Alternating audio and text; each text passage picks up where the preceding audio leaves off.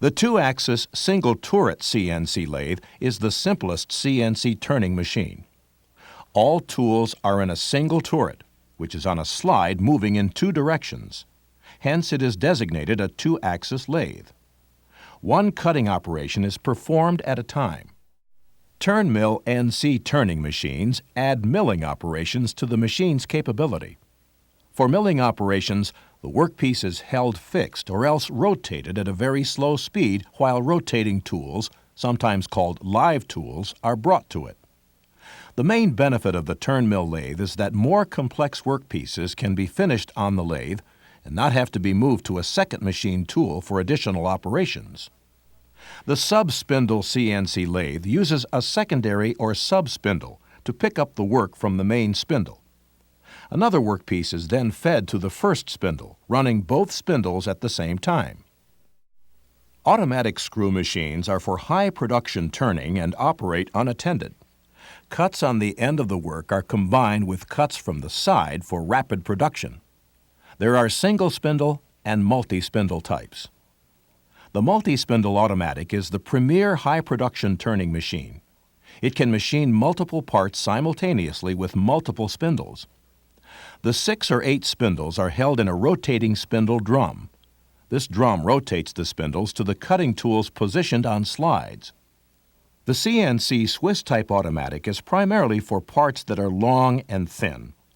To generate external features, the bar stock is fed longitudinally by a sliding headstock through a bushing past the radially arranged turning tools. Long, thin parts can be turned without deflection, as all turning is done adjacent to the bushing, which supports the rotating bar. Vertical turret lathes, or VTLs, are commonly used for large diameter round parts not suitable for holding in the chuck of a horizontal lathe. The work is clamped on a rotating table 2 to 6 feet in diameter. Tools in tool blocks or turrets may be fed from above or from the side into the rotating work. Turrets, by far the most common tool-holding arrangement on production lathes, can hold from 6 to 14 tools and quickly rotate on command to bring the next tool into position. Turrets accept tool holders, which in turn carry the cutting tools. Work is held at both ends between centers, which are pointed conical pins or held at one end by a chuck, a collet, or if an unusual shape, by a fixture. Chucks fit on the spindle nose of the lathe and hold short, large diameter work. There are many types of chucks, and they are either manually or power-operated. 3-jaw universal chucks are the most common. All 3 jaws move in tandem to grab a round workpiece, center it, and grip it. Irregularly shaped workpieces may be held in 4-jaw chucks, in which the jaws adjust independently. Collets, which usually seat in the spindle of the lathe, are hollow cylindrical devices with slots along most of their length. A collet opens under its own spring tension and is closed securely to grip the stock. They hold small diameter round work on center.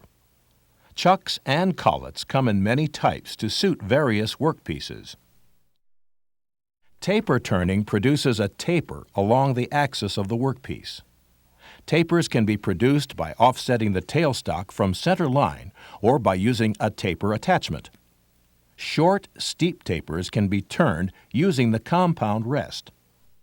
Facing squares up the end of a workpiece. It also finishes the work, or a single diameter to the desired length. Reaming enlarges and finishes a previously drilled hole by removing a small amount of material with a rotating fluted tool of the desired hole diameter. Boring enlarges and finishes a hole with a single-point cutting tool, like a turning tool. The boring bar moves along the axis of the part, as in turning, but inside the drilled hole.